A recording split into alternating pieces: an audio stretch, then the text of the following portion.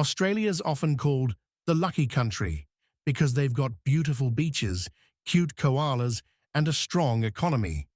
But there's a darker side to Australia's success that they don't always like to talk about. Have you ever wondered what price Australia is really paying for their economic growth?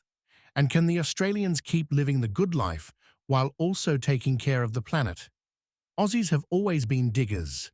No, not just the Anzac kind. They've been digging stuff out of the ground to make money since way back. From the gold rush days to the big mines of today, a lot of the country's cash comes from what's under the feet.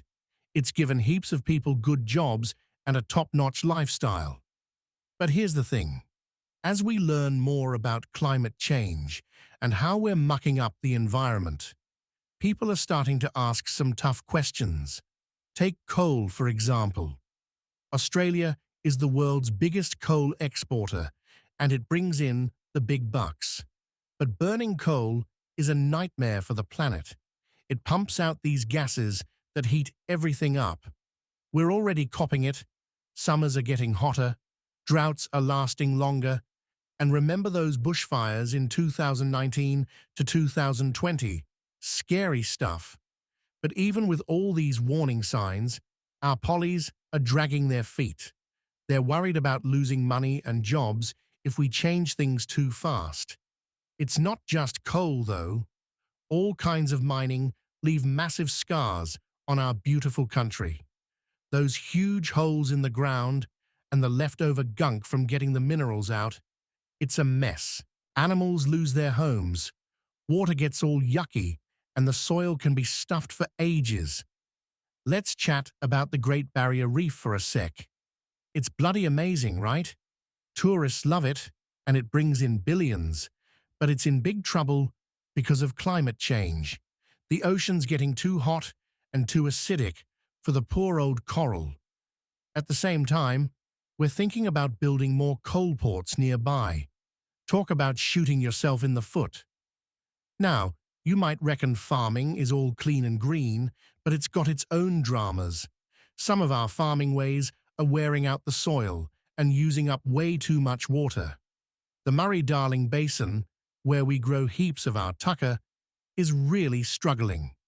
We've been taking too much water for too long, and now both nature and farmers are feeling the pinch. Cow farming is another headache. Cows burp out a lot of methane, which is a nasty greenhouse gas. Plus, clearing land for them means chopping down trees, which is bad news for our native critters and doesn't help with climate change either. Our cities are growing like crazy, and that's causing strife too. We're building over good farmland and wild areas. Most of us rely on cars to get around, which means more pollution in the air. And a lot of our buildings are energy hogs, so we waste power and create more rubbish than we need to. Speaking of rubbish, that's another headache. We make a ton of waste, and we're pretty rubbish at recycling it. We used to send a lot of our recyclables overseas, but other countries have told us to nick off. Now we're realizing we need to get our act together and deal with our own mess. Our power system is slowly changing, with more solar panels and wind farms popping up. But we're still burning a lot of coal and gas for electricity. This keeps our power bills high and doesn't jack for cutting down greenhouse gases. It's not just the environment that's copping it from our dirty economy. Some towns that do well when mining is booming can turn into ghost towns when prices drop. Indigenous communities often get a raw deal too. Their sacred places and traditional lands can be destroyed by mining, and they don't always see much benefit from it. All this pollution and environmental damage is making us sick too. Dirty air from cars, factories, and bushfires can give people all sorts of health problems. When chemicals get into our water from farms and industries, it's not good for us or the fish and other creatures that live there. But don't chuck a wobbly just yet. It's not all doom and gloom. There are plenty of clever Aussies working on solutions. Our scientists are coming up with some ripper new clean technologies and better ways to farm.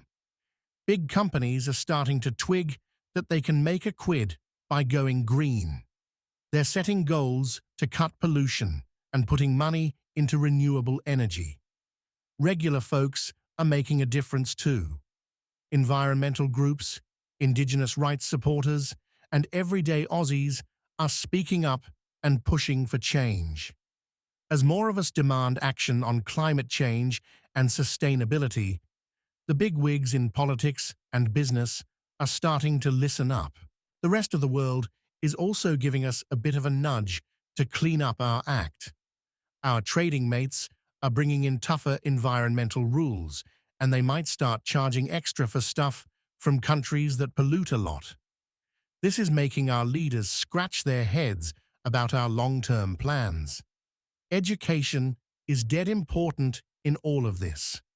The more we understand how our economy, the environment, and our society are all tangled up together, the better choices we can make, whether we're shopping, voting, or just thinking about our place in the world. One big challenge is making sure that as we move to a cleaner economy, we don't leave people in the lurch. We need to help workers and communities that rely on dirty industries to find new opportunities in sustainable businesses.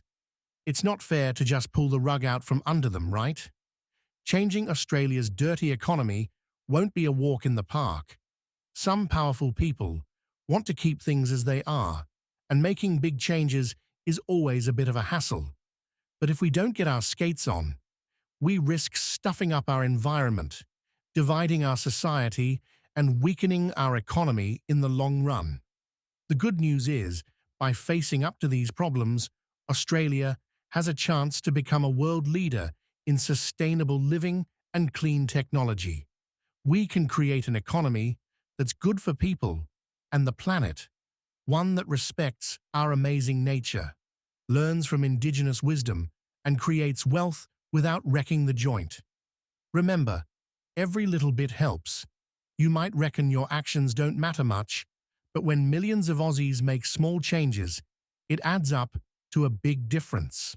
Australia's journey from a dirty economy to a clean one won't happen overnight.